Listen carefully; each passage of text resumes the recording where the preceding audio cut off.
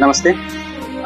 स्वदेश विदेशमा रहनुहुने सम्पूर्ण नेपाली दिदीबहिनी दाजुभाइहरू, विशेष गरेर मेरो सिमतावासीहरू र मेरो सुर्खेत जिल्लामा रहनुहुने मेरा प्रिय मित्रहरू, हामी एउटा आज एकदमै भावुक न्युजलाई लिएर तपाईँहरूका छौँ।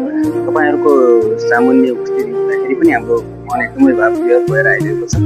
सिमता गाउँपालिका वडा नम्बर 3 पल्टु गाउँमा टेक बहादुर चन्द सरको छोरा पृथ्वी बहादुर चन्दको पलट मनी यसमा साउदीमा जेलमा रहेको कुराले हामीलाई एकदमै भावविह्वल बनायो।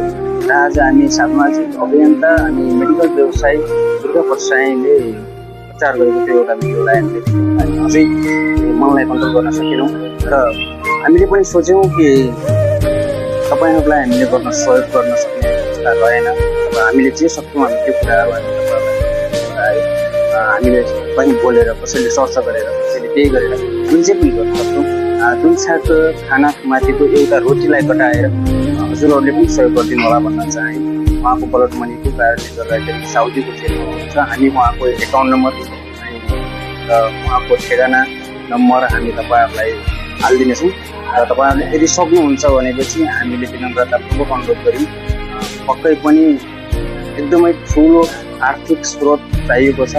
तपाईँ हामी सबैले एक रुपियाँको पनि जो गरेर हामी उहाँको बारेमा हामी उहाँलाई सहयोग गर्न सक्छौँ। यदि सहयोगी मनकारी मनहरूले सहयोग गरिदिन हुन पनि अनुरोध गर्न चाहे। र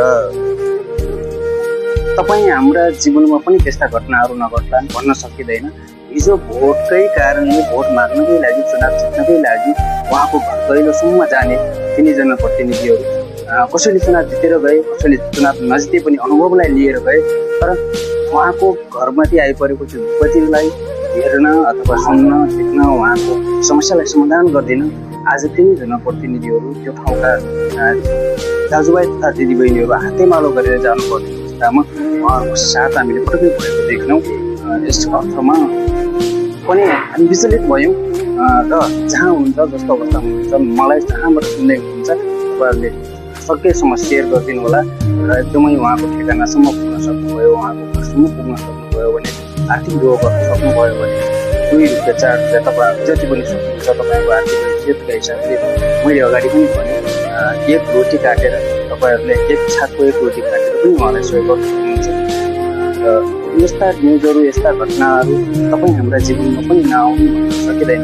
भोलिका दिनहरूमा हाम्रा पनि जीवनमा त्यस्ता घटनाहरू आउन सक्छन्। त्यसैले आज हामी कसैको दुःखमाथि साथमा रह्यौँ भने, कसैको पीडामाथि हामी साथमा रह्यौँ